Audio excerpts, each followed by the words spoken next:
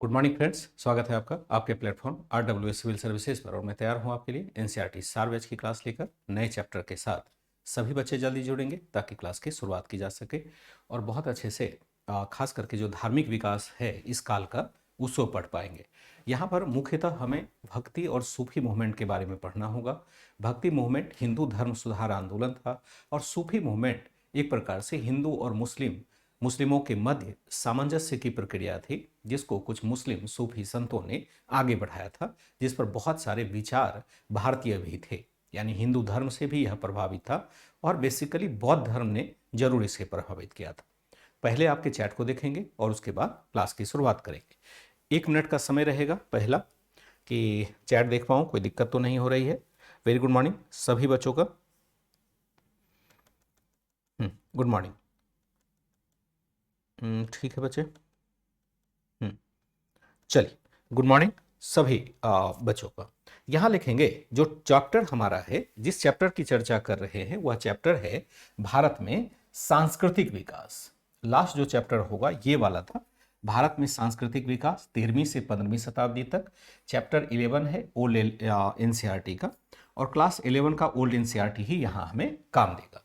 वैसे आप पढ़ना चाहें तो क्लास 7 का जो चैप्टर मैं अभी पढ़ा रहा हूँ, इसमें न्यू NCERT जो क्लास 7 का है वहाँ पर भी थोड़ी सी जानकारी हमें दी गई है। संपूर्णता में नहीं है, लेकिन कुछ जानकारी वहाँ पर भी हमें दी गई है। कल हम लोगों ने देखा था कला और संस्कृति का। कला का मतलब है कि जो स्थापत्य कला सल्तनत काल के थे उसको देखने की कोशिश की थी, और मैंने वह नोट्स भी आपको शेयर कर दिया था। आज चलेंगे जो धार्मिक विश्वास रहा है इस समय का, उसे जरा देखते हैं। धार्मिक विश्वास, यहाँ जैसे सांस्कृतिक विकास लिखा हुआ है, तो अगला हेडिंग देखेंगे तो वहां पर दिखेगा वह दिखेगा आपका धार्मिक विचार तथा विश्वास। धार्मिक विचार तथा विश्वास। और इसी क्रम में हम देखेंगे कि सूफी और भक्ति आंदोलन अलग अलग तरीके से विभाजित होता है। जैसे हम देखेंगे सूफी आंदोलन क्या होगा, मुस्लिम संतों द्वारा, मुस्लिम संतों का सामंजस्य स्थापित करने का आंदोलन। और दूसरा जो हो जाएगा वह हो जाएगा आपका भक्ति आंदोलन। भक्ति आंदोलन का मतलब क्या हो जाएगा, भक्ति आंदोलन को अगर देखें तो यह हो जाएगा हिंदू धर्म तथा दर्शन में सुधार का आंदोलन। दर्शन में सुधार का आंदोलन, हिंदू धर्म तथा दर्शन में सुधार का आंदोलन, ये इसका पार्ट हो जाएगा। अगर सूफी मूवमेंट कहते हैं और भक्ति मूवमेंट कहते हैं तो इसके बीच में यही हमें अंतर दिखाया जाता है, यही अंतर बताया जाता है, यही अंतर हमें भी समझने की आवश्यकता है। जैसे हम क्या देखते हैं कि जब भारत में तुर्की शासन की स्थापना हुई, जब भारत में तुर्की शासन की स्थापना हुई, उसके पहले ही स्थापना हुई, तो उससे कहीं पहले भारत के विभिन्न क्षेत्रों में मुस्लिमों का आगमन हो चुका था, या भारत के विभिन्न क्षेत्रों में इस्लाम धर्म का आगमन हो चुका, इस्लाम अनुयायियों का आगमन हो चुका था।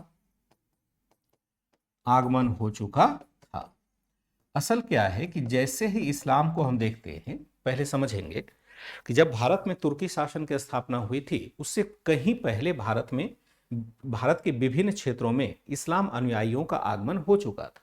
इस्लाम अनुयायियों का आगमन जो शुरुआत में होता है वह होता है व्यापार को लेकर के। व्यापारिक गतिविधियां जो अरब क्षेत्र से हमारी पहले से चली आ रही थी, तो अरब क्षेत्र के व्यापारी भारत के विभिन्न भाग में पहले से स्थापित थे।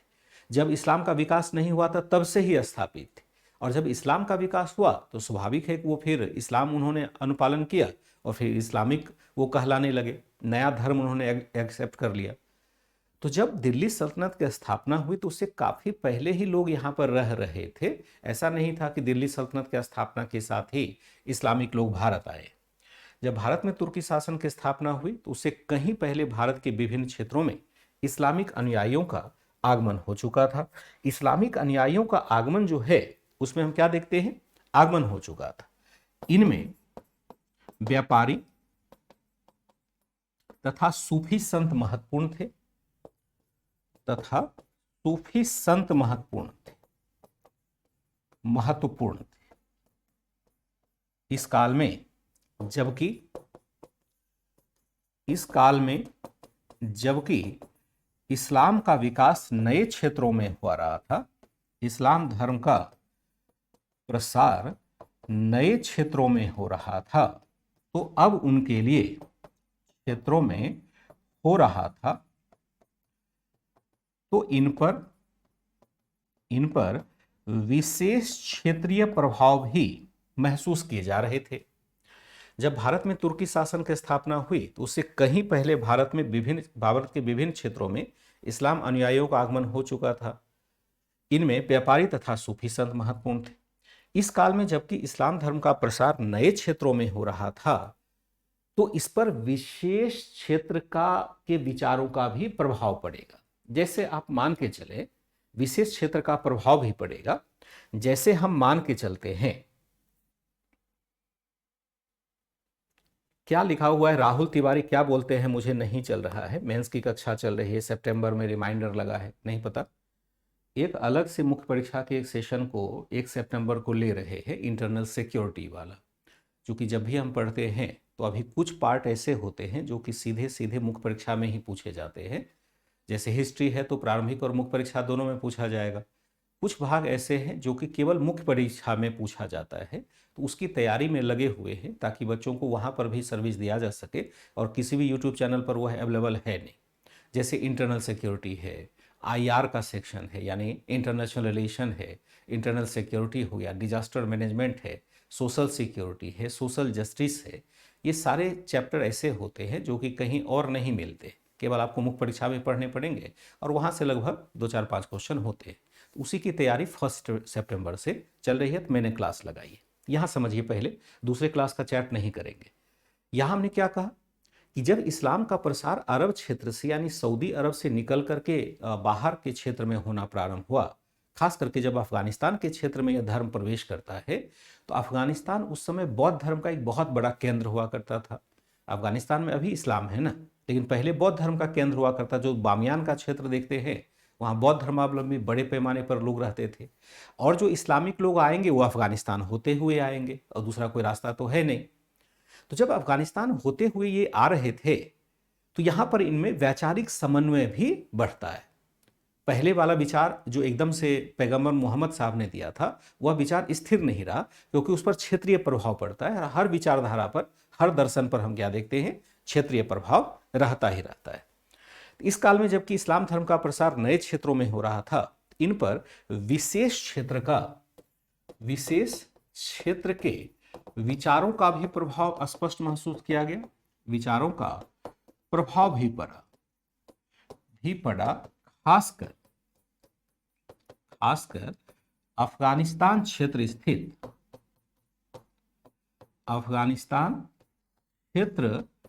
स्थित बौद्ध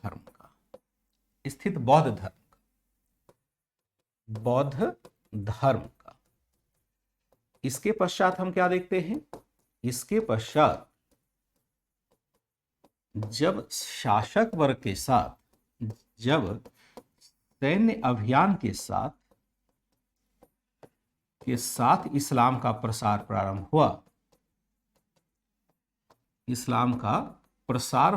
हुआ, तो फिर हम क्या देखते हैं, सैन्य अभियान के साथ इस्लाम का प्रसार प्रारंभ हुआ तो इस धर्म के प्रति एक दुर्भावना भी जगी, क्योंकि शासक वर्गों के द्वारा धार्मिक कट्टरता का प्रदर्शन किया गया, के द्वारा धार्मिक कट्टरता का प्रदर्शन किया जा रहा था। कट्टरता का प्रदर्शन किया जा रहा था। कट्टरता का प्रदर्शन किया जा रहा था।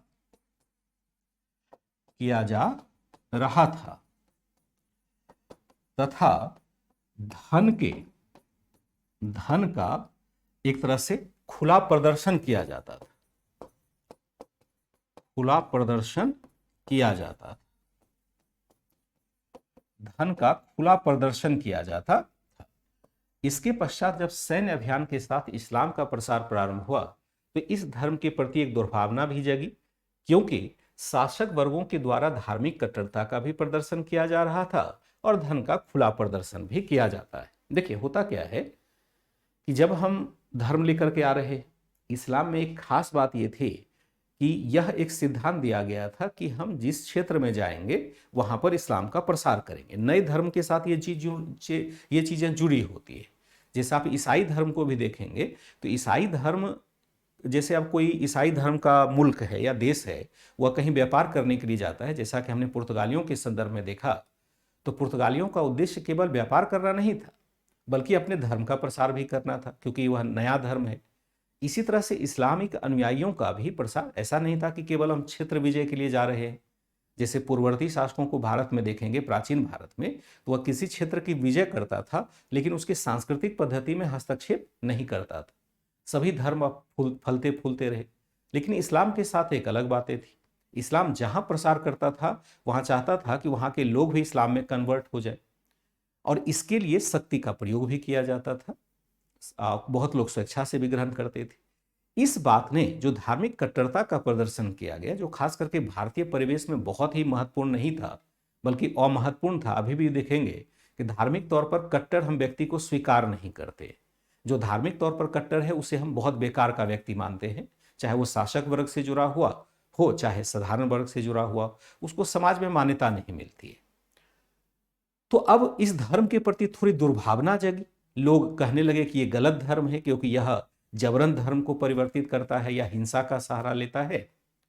ऐसे मौके पर कुछ सूफी संत निकल करके आए जिन्होंने की तालमेल बिठाने की कोशिश की। जो यहां का धर्म है, जो पहले का धर्म है और जो बाद का धर्म है, उसके बीच में सामंजस्य स्थापित करने की कोशिश की। क्योंकि इस्लाम का अगर सही अर्थों में देखा जाए तो केवल हिंसा या धार्मिक कट्टरता का प्रदर्शन करना नहीं था। इस्लाम अपने मूल स्वरूप में तो बहुत अच्छा था, जिसमें सामाजिक या धार्मिक समावेशन की बात करता था। लेकिन ज्यों ज्यों आगे बढ़ता गया, नई नई प्रवृत्ति समाहित होती गई, उसके साथ बुराइयां भी जुड़ती चली गई, नए नए धर्म के प्रभाव भी उस पर आए। इसलिए उसमें जो कट्टरता आ गई थी उसको दूर करने के लिए या नए समाज को यह बताने के लिए कि इस्लाम कट्टर नहीं है बल्कि एक सामंजस्यपूर्ण धर्म है, इसके लिए सूफी मूवमेंट का विकास होता है या सूफी संत इसके लिए सामने आते हैं। इसके पश्चात जब सैन्य अभियान के साथ इस्लाम का प्रसार हुआ तो इस धर्म के प्रति एक दुर्भावना भी जगी, क्योंकि शासक वर्गों के द्वारा धार्मिक कट्टरता का प्रदर्शन किया जा रहा था तथा धन के का खुला प्रदर्शन किया जाता था। ऐसे में कुछ सूफी संतों ने इस्लाम के उदारवादी रूपों को प्रस्तुत कर सामाजिक धार्मिक समावेशन को बढ़ावा देने की कोशिश की। सामाजिक धार्मिक समावेशन को बढ़ावा देने की कोशिश की, देने का प्रयास किया। हालांकि सूफी संतों की विचारधारा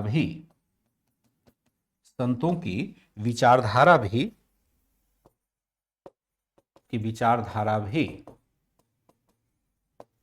अलग अलग समय पर अलग अलग स्वरूप में विकसित हुई, अलग अलग स्वरूप में विकसित होती है।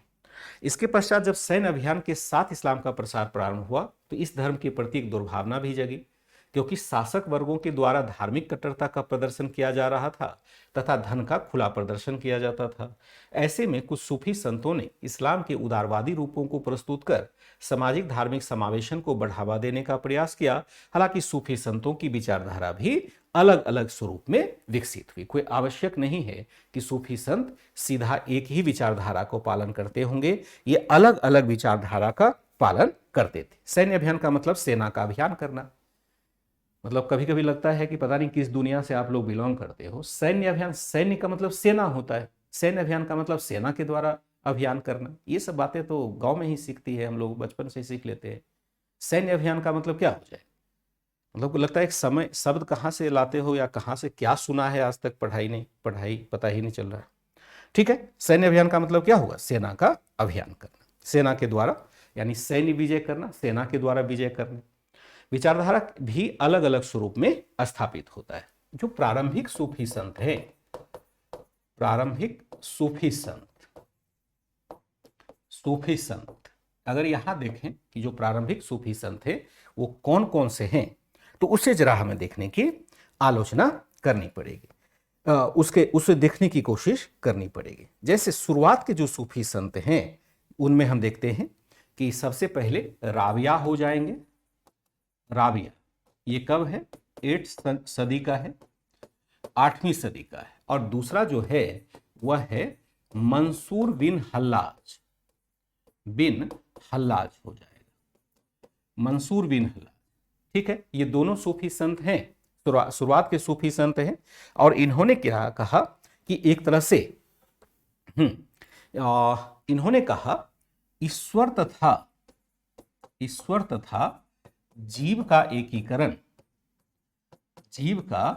एकीकरण प्रेम के माध्यम से हो सकता है, प्रेम के माध्यम से हो सकता है, एकीकरण प्रेम के माध्यम से हो सकता है। यानी इन्होंने प्रेम पक्ष को एक तरह से बढ़ोतरी करने की कोशिश की। राबिया क्या है, महिला सूफी संत है, बहुत कम सूफी संत हैं जो महिला रही हैं। शुरुआत के दौर में राबिया एक महिला सूफी संत थी। इन्होंने कहा कि भाई ब्रह्म और जीव एक तत्वतः और मूलतः, जैसे हमने देखा शंकराचार्य ने कहा था कि ब्रह्म और जीव दोनों एक है और दोनों में भेद हमें जो दिखाई देता है वो हमारी अज्ञानता के कारण है। इन्होंने कहा कि जब हम ईश्वर से प्रेम करते हैं तो फिर हम एकाकार हो जाते हैं, यानी हम भी ईश्वर हो जाते हैं। यानी जब हम ईश्वर के प्रति या जीवों के प्रति प्रेम भाव रखते हैं तो हम भी ईश्वर हो जाते हैं। यही बात होती है। जैसे शंकराचार्य ने कहा कि ब्रह्म और जीव एक, आपको विश्वास नहीं होगा, मुझे विश्वास नहीं होगा, क्योंकि हम अज्ञानता के भंवर में फंसे हुए हैं। शंकराचार्य ने कहा कि हम जीव नहीं है भाई, हम भी भगवान ही हैं, ब्रह्म ही है। अंतर केवल इसलिए महसूस हो रहा है कि हमारे पास ज्ञान नहीं। जब अंतर यह दूर हो जाएगा फिर हम खुद को ईश्वर का स्वरूप मानने लगेंगे। जैसे कहते कण कण में भगवान का वास है। तो हिंदू धर्म में तो चलता है, क्योंकि हिंदू धर्म में अलग अलग विचारधाराएं अलग अलग समय पर विकसित होती रही है। लेकिन इस्लाम में इस बात को स्वीकृति नहीं है। इस्लाम कहता है कि नहीं, अल्लाह एक है और अल्लाह ने ही सबको बनाया है, दूसरा कोई है ही नहीं जिसने कि इसका निर्माण किया है, और दूसरा कोई ऐसा हो ही नहीं सकता है। तो एक जीव अल्लाह के बराबर तो हो नहीं सकता। अगर हम यह कहें कि जीव अल्लाह और जीव एक है, मनुष्य और जीव एक है, तो यह इस्लाम के मूल सिद्धांत के विपरीत हो जाएगा। लेकिन इन लोगों ने कहा कि ब्रह्म और जीव एक है और जिसे हम प्रेम के माध्यम से प्राप्त कर सकते हैं। तो बड़ा खफा हो गए लोग, कट्टरपंथी जो लोग थे, उन्होंने कहा ये तो बड़ा गलत बोल रहा है भाई, आप तो इस्लाम के मूल सिद्धांत को ही खंडित कर रहे हैं। और जो इन्होंने मंसूर अल हल्लाज को देखते हैं, इनको फांसी दे दी गई। कहा कि ये बड़ा गलत बोल रहा है, ये समझो दूषित कर देगा। और इन्होंने एक नारा दिया था, अनहलक। अनहलक यहाँ पर नहीं, एनसीईआरटी में लिखा है, मैं लिखा नहीं रहा। इन्होंने एक नारा दिया था अनहलक, यानी मैं ही ईश्वर। खुशी के मारे ये पागल हो गए मंसूर अल हल्लाज। इनको लगा अब हमने तो सब कुछ प्राप्त कर लिया। जब इन्होंने रिसर्च किया तो देखा कि ब्रह्म और जीव दोनों एक, यानी अल्लाह और जीव में कोई फर्क नहीं। लेकिन कट्टरपंथियों ने बर्दाश्त नहीं किया और इनको मृत्युदंड दे दिया गया। ठीक है, तो हमने क्या देखा, राबिया है 8वीं सदी में, मंसूर बिन हल्लाज है। और मंसूर बिन हल्लाज दोनों ने कहा कि ईश्वर तथा जीव का एकीकरण प्रेम के माध्यम से संभव हो सकता है दोनों एक एक ही है तत्व, दोनों का एक तरह से इसमें कोई अंतर नहीं है। हल्लाज लिखा है शिवांगी, हल्लाज लिखा है, हल्लाज। कई बार मैंने बोला हल्लाज, तो अगर आप नहीं देख पाते हैं तो आप सुन करके भी कह सकते हैं। मंसूर बिन हल्लाज मैं बार बार बोल रहा हूं, हल्लाज सब समझ सकते हैं। यहां देखते हैं, हालांकि इस विचारधारा के कारण, इस विचारधारा के कारण क्या हो जाता है, कारण मंसूर को क्या कर दिया, मंसूर को मृत्युदंड दे दिया गया, मृत्युदंड दे दिया गया, क्योंकि ये कट्टरपंथी स्वीकार ही नहीं कर सकते थे कि ईश्वर और जीव एक हो सकता है, इसलिए इनको क्या कर दिया गया, मृत्युदंड दे दिया गया। हालांकि आगे हम क्या देखते हैं कि आगे एक दूसरे संत आते हैं, अल गजाली, अल गजाली दूसरे संत होते हैं।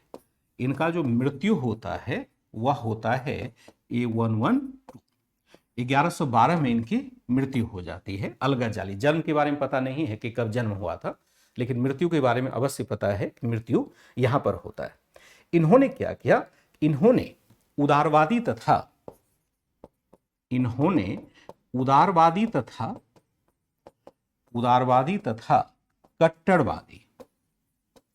कट्टरवादी विचारधाराओं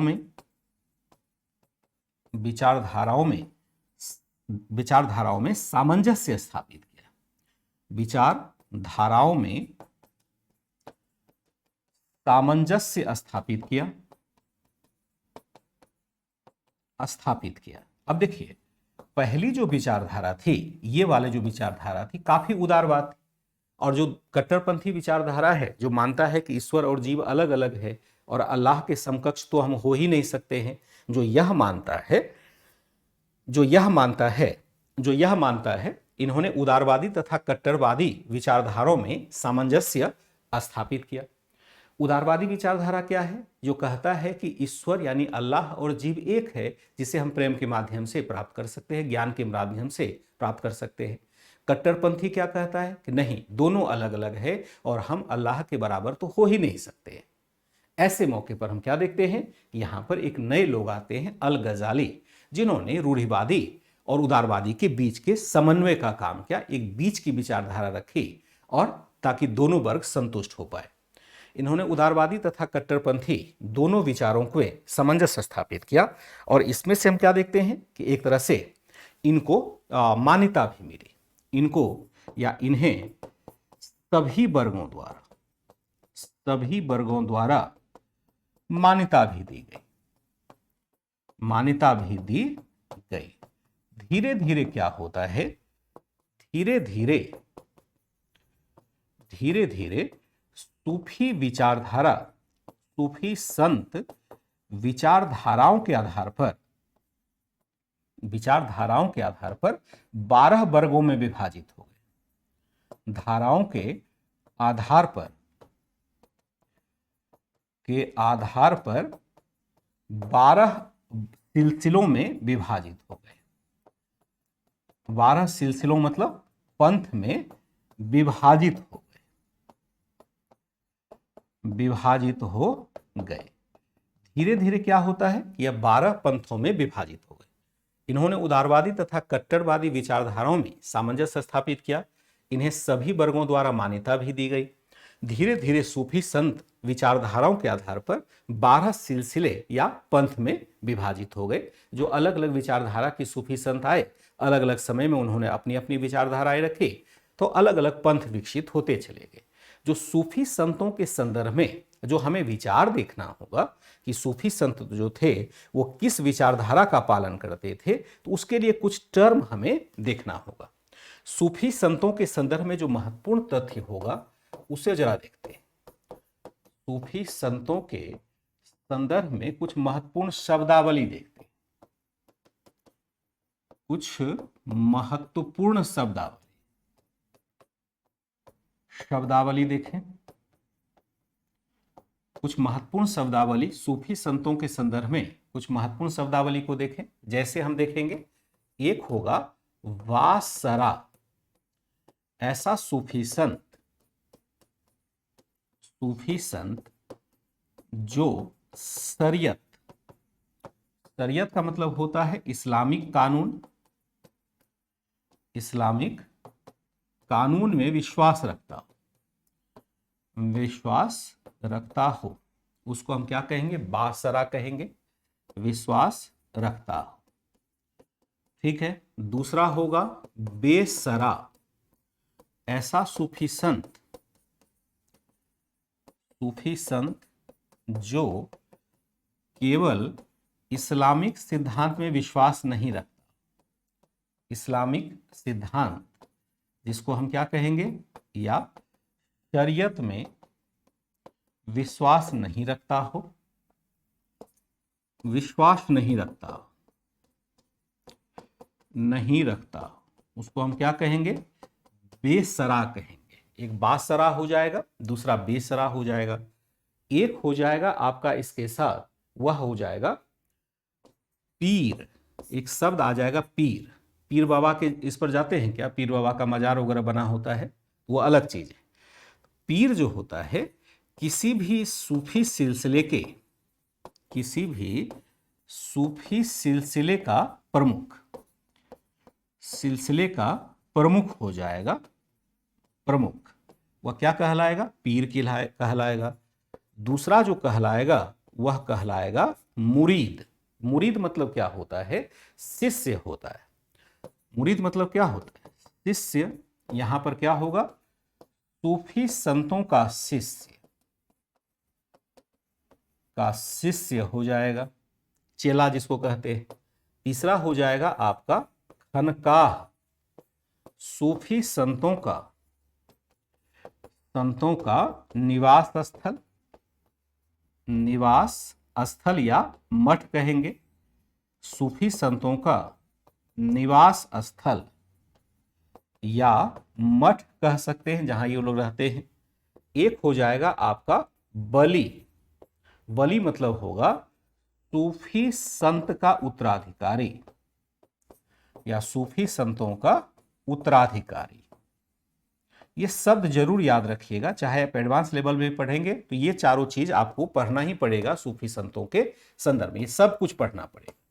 एक बासरा पढ़ना है, बेसरा पढ़ना है, पीर पढ़ना है, मुरीद पढ़ना है, खनकाह पढ़ना है, वली पढ़ना है। इस तरह से हम क्या देखते हैं कि कुछ टर्म है जिसको कि सूफी सिलसिले के साथ हमें समझने की जरूरत होती है। सूफी संतों के संदर्भ में महत्वपूर्ण शब्दावली क्या है? बासरा, ऐसा सूफी संत जो शरीयत के नियम में विश्वास रखता हो। बेसरा, ऐसा सूफी संत जो केवल इस्लामिक सिद्धांत पर या शरीयत में विश्वास नहीं रखता हो। पीर क्या है? किसी भी सूफी सिलसिले का प्रमुख हो जाएगा। मुरीद क्या है? शिष्य कहलाता है, जो सूफी संतों का शिष्य होगा वह मुरीद कहलाएगा। फिर हम देखते हैं खनकाह है, सूफी संतों का निवास स्थल या मठ है। बली है, सूफी संतों का उत्तराधिकारी। इस तरह से ये टर्म हमें याद रखने चाहिए, क्योंकि सूफी आंदोलन जब भी पढ़ेंगे इतना हमें जरूर पढ़ना ही पड़ेगा। भारत में हम क्या देखते हैं कि भारत में दिल्ली सल्तनत की स्थापना से पहले ही, सल्तनत की स्थापना से पहले ही बासरा अथवा बेसरा सूफी संतों का आगमन हो चुका था। सूफी संतों का आगमन हो चुका था, आगमन हो चुका था। यहां ध्यान रखना होगा, यहां ध्यान रखना होगा कि बेसरा संत, बेसरा सूफी संत प्रायः घुमक्कड़ी जीवन जीते थे। बेसरा सूफी संत प्रायः क्या देखते थे? प्रायः घुमक्कड़ी। घुमक्कड़ी का मतलब होता है घूमना, इधर उधर भटकना। घुमक्कड़ी जीवन जीते थे, घुमक्कड़ी जीवन जीते थे। इनका कोई खास अपना सिद्धांत नहीं होता, इनका अपना कोई खास सिद्धांत नहीं होता था, अपना कोई खास सिद्धांत नहीं होता था। जो खास करके बेसरार संत हैं, उनका कोई खास अपना सूफी सिद्धांत नहीं होता था। ये यत्र तत्र भटकते रहते थे। एक तरह से हम क्या देखते हैं कि एक तरह से हमने क्या देखा कि भारत में दोनों प्रकार के सूफी संत आते हैं। भारत आने के पश्चात, भारत आगमन के पश्चात सूफी संतों ने योग, प्राणायाम, ध्यान रखिएगा, भारत जब आगमन होता है सूफी संतों का, भारत आगमन के पास सूफी संतों ने योग प्राणायाम, उपवास आदि हिंदू पद्धतियों को अपनाया। आदि क्या होता है? हिंदू पद्धतियों को अपनाया, जबकि अनेक सिद्धांत एकेश्वरवाद जैसे सिद्धांत हिंदू धर्म को दिया भी, हिंदू धर्म को दिया भी। इस प्रकार से क्या होता है? इस प्रकार सूफी संतों ने हिंदू तथा इस्लामिक परंपरा के मेल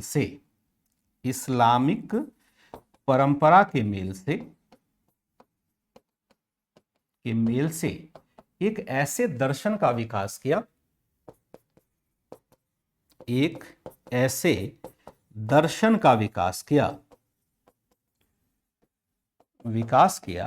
जो सभी वर्गों में लोकप्रिय हुआ।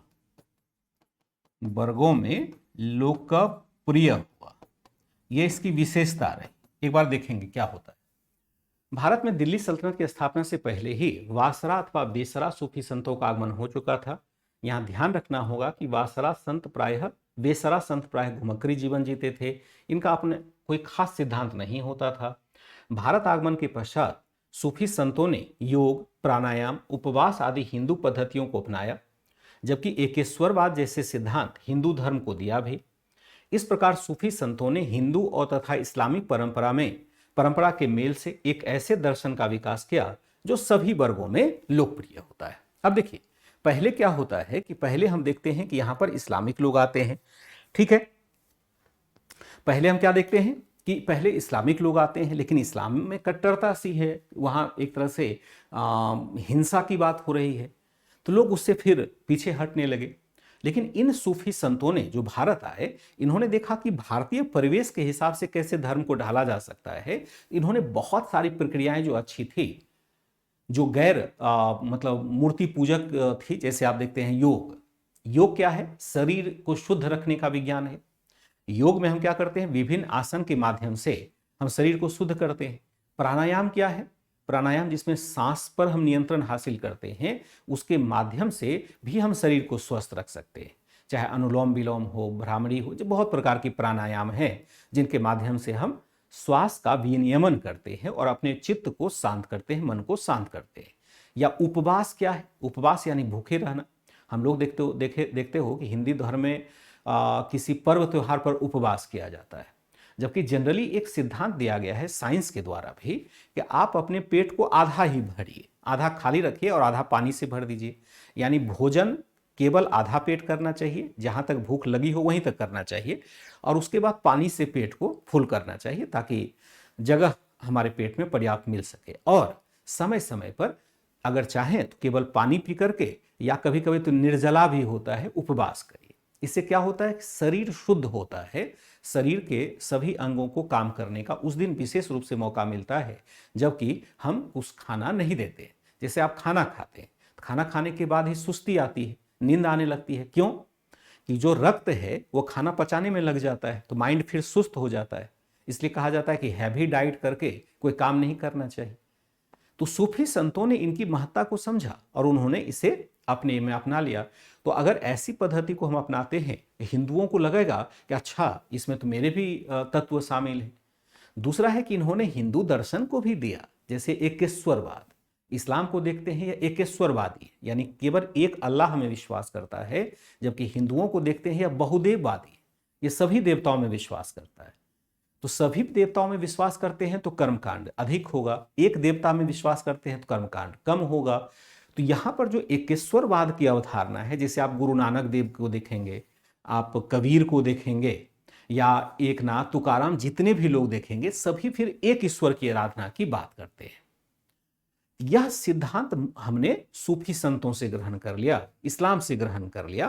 तो एक तरह से इस प्रकार के सामंजस्यपूर्ण सिद्धांतों के कारण हिंदुओं में भी यह परंपरा लोकप्रिय हो गया और मुस्लिमों में भी परंपरा लोकप्रिय हुआ। यह सामान्यतया सभी वर्गों को आकर्षित करने वाला बन जाता है। इसी वजह से हमने क्या देखा कि एक तरह से, चलिए कोई नहीं, जौनपुर जी, एसपी जौनपुर जी, आशुतोष जी, कोई दिक्कत नहीं। यहां पर दो सूफी सिलसिला बड़ा प्रमुख रहता है। एक आता है आपका चिश्ती तथा सुहरावर्दी, सुहरावर्दी सूफी सिलसिला। इसी के बारे में यहां पर मूलतः बताया गया है। वैसे तो 12 हैं, जब हम लोग एडवांस लेवल पर पढ़ेंगे थोड़ा सा अधिक पढ़ेंगे, एडवांस लेवल पर अधिक पढ़ने की आवश्यकता होती है, लेकिन यहां पर बहुत अधिक नहीं बताया गया है, केवल इतना ही पढ़ करके काम चला लेंगे। लेकिन काम इतना चला लेंगे कि अगर कोई बच्चा यहाँ से भी फोकस कर लेता है, अच्छे से पढ़ लेता है, तो उसको एडवांस लेवल पर केवल 10 या 20% अधिक मेहनत करने की जरूरत है, क्योंकि बात कमोबेश यहाँ पर सब कुछ लिख दी गई है। और इसीलिए हम लोग ओल्ड एनसीईआरटी को पढ़ाते हैं, 11th या 12 वाले को यहाँ पर संपूर्णता में सारी बातें दी गई है, ठीक वैसे ही जैसे कि हम सिलेबस देखते हैं यूपीएससी या पीसीएस वगैरह का। तो यहां पर देखते हैं चिश्ती तथा सुहरावर्दी सिलसिला है यहां पर। तो चिश्ती हम देखते हैं ये क्या थे, ये दोनों बासरा थे। चिश्ती तथा सुहरावर्दी क्या है, सुहरावर्दी, यह क्या होगा, वासरा सूफी संत, सूफी संत। पहले क्वेश्चन पूछा जाता, जैसे हम देखेंगे खास करके चिश्तियों को ये थोड़ा सा उदार दिखाई देता है, बहुत अधिक उदार दिखाई देता है, जिसमें बहुत सारे हिंदू परंपरा को देखेंगे शामिल किया हुआ है। तो अक्सर लोगों के दिग में जो शुरुआत के दौर में प्रश्न पूछे जाते थे कि इनमें से कौन बासरा सूफी संत है और कौन बेसरा सूफी संत है। तो यहां पर तो तुलनात्मक अध्ययन नहीं हो सकता, क्योंकि बेसरा सूफी संत के बारे में तो हमने जाना ही नहीं, केवल नॉर्मल जानकारी ली और किसी सिलसिले की चर्चा नहीं की है। तो यहां तो स्पष्ट आपको पता चल जाएगा चिश्ती और सुहरावर्दी बासरा सूफी संत हैं। लेकिन एग्जाम में जो प्रश्न पूछा जाता है वह तो ओवरऑल करके पूछा जाता है, तो वहां पर चिश्ती को लेकर के लोगों में थोड़ी गलतफहमी हो जाती है, पता नहीं ये बासरा है या बेसरा है। तो इसलिए यहीं पर स्पष्ट हो गया कि ये बासरा सूफी संत थे। चिश्ती और सुहरावर्दी क्या है, बासरा संत थे। जैसे हम खास करके देखें चिश्ती सिलसिला अगर हम देखें तो यहां पर क्या हो जाएगा, संस्थापक जो हो जाएंगे, संस्थापक इसके ख्वाजा मोइनुद्दीन चिश्ती हो जाएंगे। क्या हो जाएंगे, ख्वाजा मोइनुद्दीन चिश्ती हो जाएंगे। कहां इनकी दरगाह है पता है, मैं अभी बताता हूं। संस्थापक इसके ख्वाजा मोइनुद्दीन चिश्ती हो जाएंगे। और यह कब आते हैं, लगभग 1192 में भारत आते हैं, में भारत आए। मृत्यु कब होता है, मृत्यु होता है 1235 ईस्वी में। अनेक जगह पर दिल्ली तथा पंजाब के अनेक स्थलों पर भ्रमण करने के उपरांत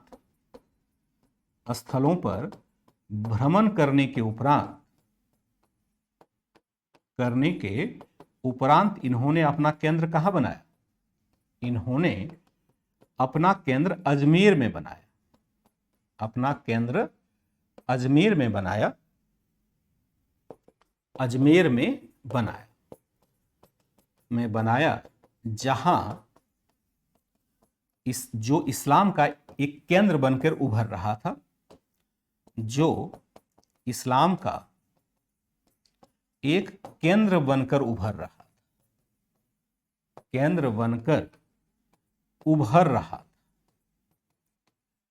था, जो इस्लाम का एक केंद्र बनकर उभर रहा था। दिल्ली हम क्या देखते हैं, दिल्ली तथा पंजाब के विभिन्न स्थानों में यह भ्रमण करता है और उसके बाद फाइनली ये कहाँ जाके बस जाता है, अजमेर में बनाया। अजमेर, अजमेर में भी आप देखेंगे अभी भी अजमेर इसी के लिए जाना जाता है। जैसे ख्वाजा मोइनुद्दीन चिश्ती की दरगाह वहां पर है, और अजमेर में ही हम उर्स के लिए भी जाते हैं। एक शब्द यहां पर छूट गया था, मैं उसको भी लिखा देता हूं। उर्स का मतलब क्या होता है? उर्स का मतलब होता है कि जिस दिन सूफी संत का देहांत हुआ हो, उस दिन के सम्मान में उर्स का आयोजन किया जाता है। अजमेर का जो ख्वाजा दरगाह है, अजमेर का जो दरगाह है वो असल में इनका ही दरगाह है, बहुत फेमस है। चाहे हिंदू हो चाहे मुस्लिम हो, जरूर वहां पर चादर चढ़ाने जाते हैं, चाहे वो भारत के हो, पाकिस्तान के हो, बांग्लादेश के हो या अन्य हिस्से के मुस्लिम हो, जरूर एक बार उनकी ख्वाहिश होती है कि ख्वाजा मोइनुद्दीन चिश्ती के दरगाह पर जरूर जाया जाए। मृत्यु होती है इनकी, मैं जरा पीछे चलता हूं जहां की मैं ऐड कर दूं, यहां बलि हो गया और इसी में मैं ऐड कर देता हूं आपका उर्स। उर्स क्या होता है? सूफी सिलसिले के पीर का मृत्यु दिन, ठीक है। उर्स क्या होता है? मृत्यु दिन के उपलक्ष्य में मनाया जाने वाला समारोह।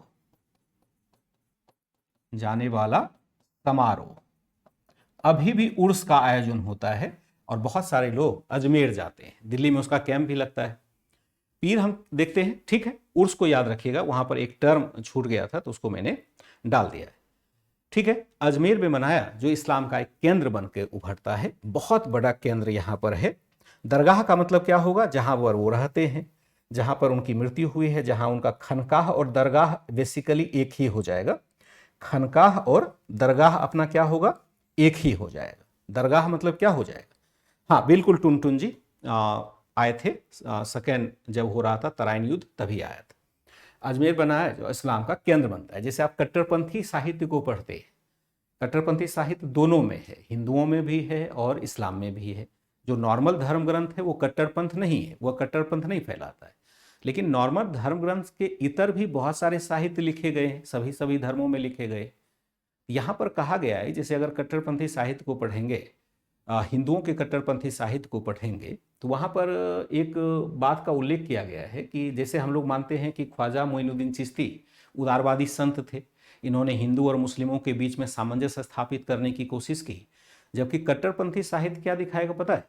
वो कहता है कि ख्वाजा मोइनुद्दीन चिश्ती ने ही भारत में धर्मांतरण को प्रोत्साहित किया। हालांकि एनसीईआरटी में भी एक जगह लिखा है कि इन्होंने धर्मांतरण को प्रोत्साहित किया था, ये भी लिखा हुआ है। तो इसी बात को लेकर के हिंदू कट्टरपंथी साहित्य कहता है कि असल में जो पृथ्वीराज चौहान के परिवार वालों पर अत्याचार हुआ था वह इनके कहने पर ही हुआ था। तो अब कट्टरपंथ तो जानते हैं कि कुछ भी कह देता है, तो वहां हमें नहीं जाना है। लेकिन विचारधारा मैंने बता दिया कि आप जब भी इंटरनेट पर इधर उधर पढ़ते हैं तो ऐसी विचारधाराओं से आप सावधान रहें, क्योंकि जो उचित विचारधारा है वह एनसीईआरटी में दी गई है और एनसीईआरटी की विचारधारा को ही हम लोग फॉलो करते हैं, क्योंकि यह एक व्यवस्थित विचारधारा है। तो अजमेर में बनाया, जो इस्लाम का एक बहुत बड़ा केंद्र बनकर के उभर रहा था, ठीक है। इनके मुरीद कौन हो जाएंगे? इनके शिष्य कौन हो जाएंगे? ख्वाजा मोइनुद्दीन चिश्ती के शिष्य, मोइनुद्दीन चिश्ती के शिष्य कौन थे? चिश्ती के शिष्य जो हो जाएंगे, यानी शिष्य को हम क्या कहते हैं? मुरीद कहते हैं। यहां पर मुख्यतः जो शिष्य हो जाएंगे वो दिल्ली में रहेंगे। अजमेर में हम बहुत अधिक शिष्य की चर्चा नहीं सुनते हैं। एक सुनते हैं ख्वाजा बख्तियार काकी।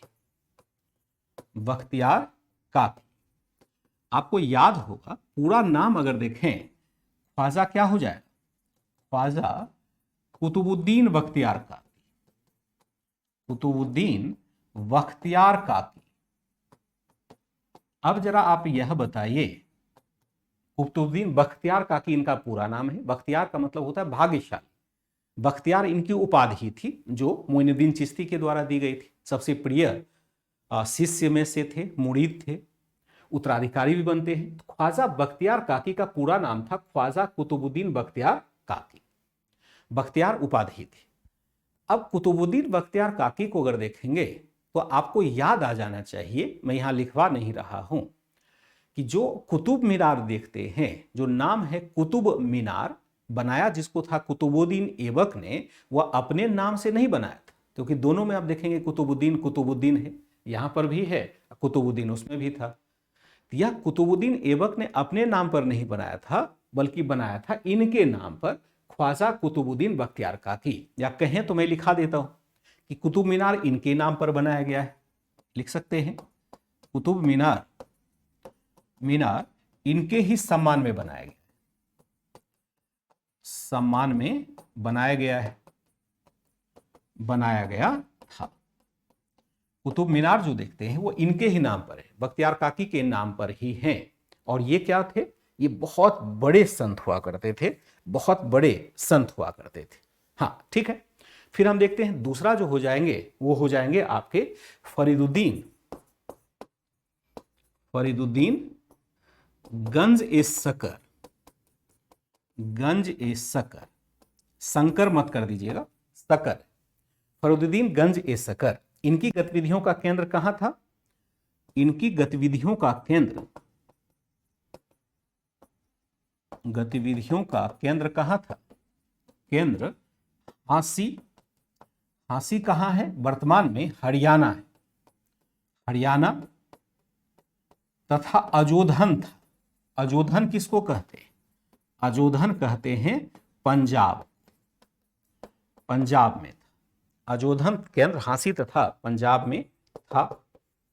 इन्होंने उदारवादी विचारधारा को आगे बढ़ाया,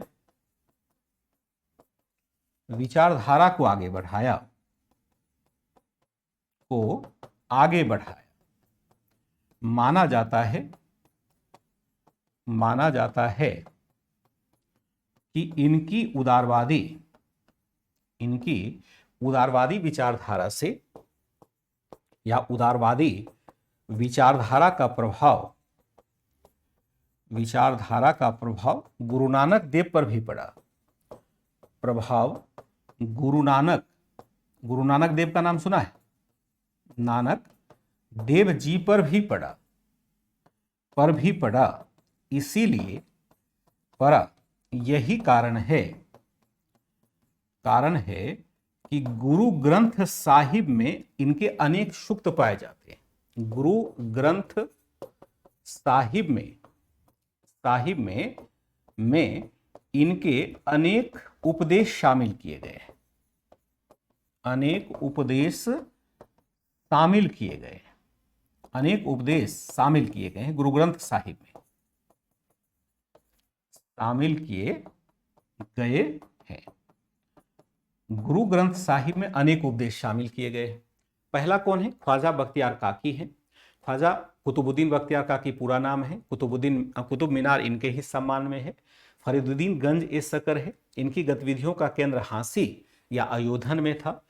इन्होंने उदारवादी विचारधारा को आगे बढ़ाया। माना जाता है कि इनकी उदारवादी विचारधारा का प्रभाव गुरु नानक देव जी पर भी पड़ा, और यही कारण है कि गुरु ग्रंथ साहिब में इनके अनेक उपदेश शामिल किए गए।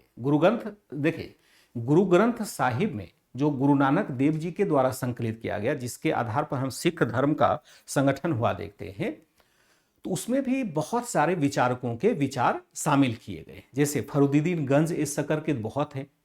फिर आप देखेंगे कबीर के भी कुछ बातों को रखा गया है, रामानंद की भी कुछ बातों को वहां पर रखा गया है। यानी गुरु ग्रंथ साहिब में इनके भी उपदेश शामिल हैं, और गुरु नानक देव जी के तो हैं ही। एक तरह से सिख धर्म भी क्या है, एक उदारवादी धर्म है। इसलिए उन्होंने सभी धर्मों को यहां पर, हाँ, गुरु नानक देव सिख धर्म के संस्थापक थे, उन्होंने भी इन विचारों को ग्रहण किया। चूंकि इनका केंद्र हरियाणा और पंजाब ही रहा है, और गुरु नानक देव जी का भी केंद्र वहीं रहा है, इसलिए विचारों पर प्रभाव पड़ जाना थोड़ा स्वाभाविक ही है। हमने क्या देखा, इनकी गतिविधियों का केंद्र हांसी अयोधन में था। इन्होंने उदारवादी विचारधारा को आगे बढ़ाया। माना जाता है कि इनकी उदारवादी विचारधारा का प्रभाव गुरु नानक देव जी पर भी पड़ा। यही कारण है कि गुरु ग्रंथ साहिब में इनके अनेक उपदेश संकलित किए गए हैं, अनेक उपदेश शामिल किए गए हैं, चूंकि ये उदारवादी विचारधारा का पालन करते थे। ठीक है बच्चे, बख्तियार का मतलब भाग्यशाली होता है, बख्तियार का मतलब भाग्यशाली होगा, शायद मैंने बताया भी था। ठीक है, एक तीसरा जो संत हो जाएगा वह हो जाएगा शेख निजामुद्दीन औलिया। शेख निजामुद्दीन औलिया नाम बहुत फेमस रहा है, बहुत लोकप्रिय संत रहे हैं। और केंद्र कहां था? केंद्र दिल्ली में था। अभी भी दिल्ली का एक पूरा का पूरा क्षेत्र इनके ही नाम पर माना जाता है। जो निजामुद्दीन देखते हैं वो इनके ही नाम पर है। ये हमने क्या देखा? ये बेहद लोकप्रिय संत थे। ये हिंदू तथा मुस्लिम दोनों में बेहद लोकप्रिय थे, बेहद लोकप्रिय थे। इन्होंने क्या किया था? इन्होंने यौगिक दर्शन तथा प्राणायाम को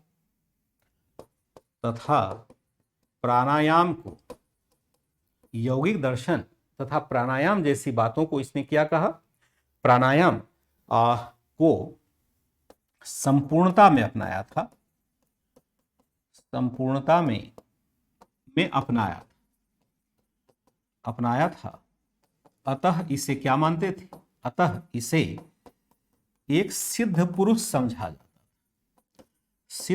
समझा जाता था। सिद्ध पुरुष किसको कहते हैं? सिद्ध पुरुष कहते हैं जिन्होंने सिद्धि प्राप्त कर ली हो, जिसने पूर्णता प्राप्त कर ली हो, सिद्ध पुरुष कहेंगे। अतः इसे एक सिद्ध पुरुष कहा जाता था, सिद्ध पुरुष माना जाता था। इन्होंने क्या कहा? पुरुष माना जाता था। इन्होंने क्या किया?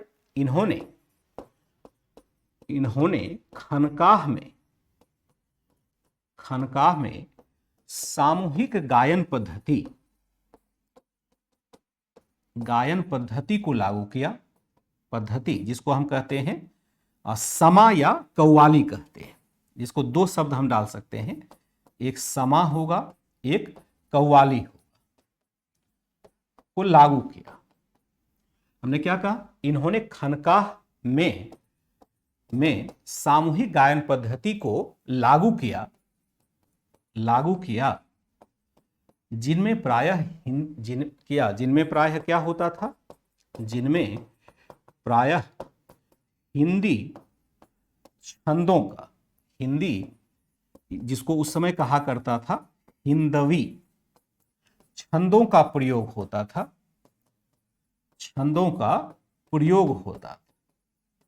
कभी कव्वाली वगैरह सुनने का मौका मिला है कि नहीं? कभी कव्वाली वगैरह सुनने का मौका लगा है? कव्वाली है, देखिए गायन की कई विधाएं होती है। एक सुगम संगीत है जो नॉर्मली हम गायन के माध्यम से सुनते हैं। एक शास्त्रीय संगीत होता है जिसमें कि आलाप लेकर के हम बात करते हैं।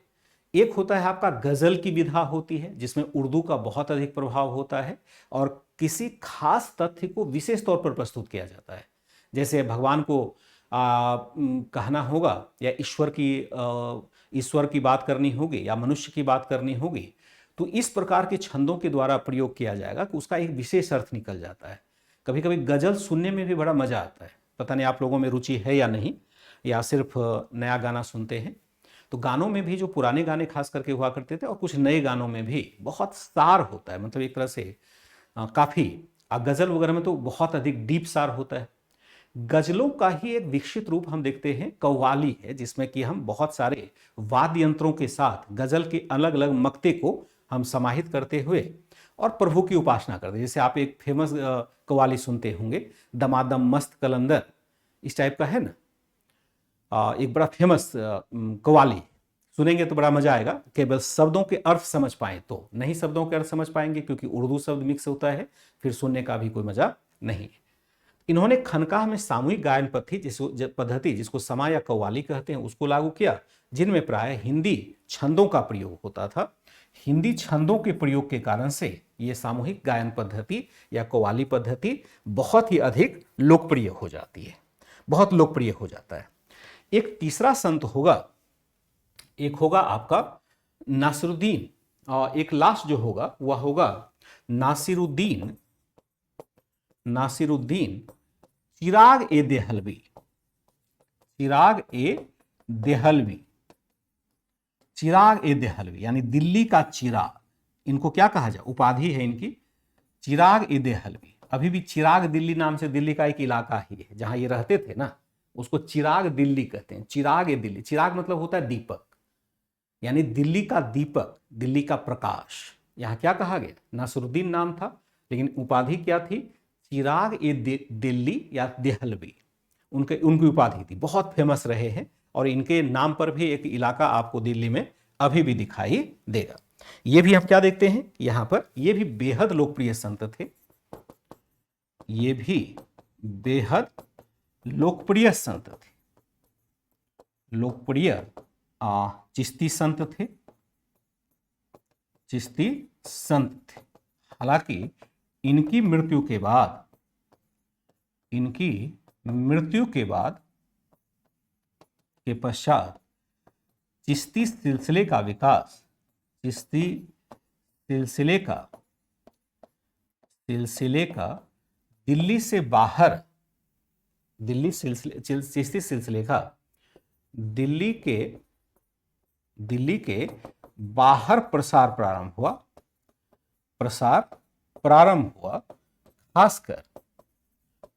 हुआ, खासकर पूर्वी भारत तथा दक्कनी क्षेत्र में, पूर्वी भारत तथा दक्षिणी क्षेत्र में इसका प्रसार प्रारंभ होता है।